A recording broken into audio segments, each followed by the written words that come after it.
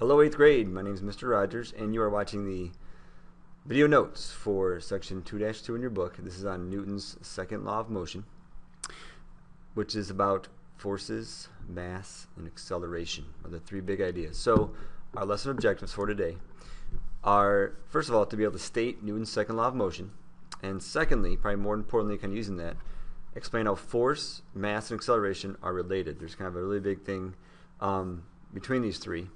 And it goes back to a method we've used in previous chapters to kind of explain how different variables are related.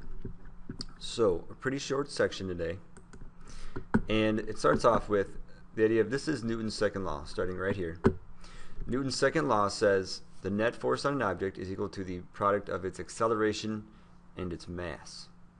Or, if you put that into a mathematical formula, force equals mass times acceleration.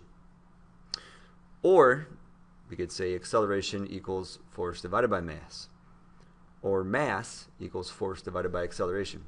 So you can see where I'm going with this. We've done this before using this triangle. If we know two of the three variables, we can solve for that third variable. And this is what Newton's second law is all about, explaining how these three variables are related and how they affect each other. How two can affect, or one can affect the other two. And so when we're doing this, we have our triangle right here, and I've even written in the operations, so you divide these two, force and mass, you divide these two, force and acceleration. And here's our box. So if I wanted to find force, I'd cover up force, and I would divide I would multiply the mass times the acceleration. So remember now, when we read problems that had these in here, these different variables, if you're looking for mass is typically going to be in kg, or kilograms. kg, kilograms. Acceleration typically is in meters per second squared, meters per second. You're looking for that unit of acceleration. And now force, if I'm looking for force, what is force measured in? And force is measured in things called newtons, surely enough, after Sir Isaac Newton.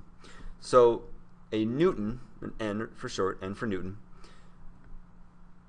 is a unit of force. And a newton of force would be the amount of force required to accelerate 1 kilogram mass at 1 meter per second per second. So pushing or pulling that a 1 meter weight, accelerating at a meter per second. So at 1 meter per second squared, or per second per second. So meter per second, every second it speeds up by 1 meter a second. All right? So look for those different kind of labels for force, mass, or acceleration. And we've used this before, this triangle, and this is really what this Newton's second law is all about. How do we calculate the acceleration of an object if I know its mass, the amount of force it's producing, or vice versa? I want to find any one of the missing variables here if I know the other two. How does this change? And we have some examples we'll do in class to kind of make sense of this and use this mathematical formula to see how when I change the mass of an object, how that's going to then change the acceleration of the force, how that might change.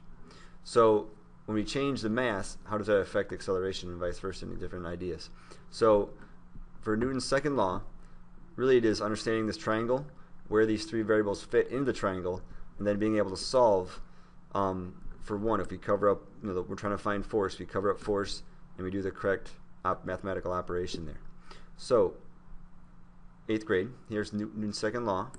I thank you guys for watching, and we'll see you guys along the way.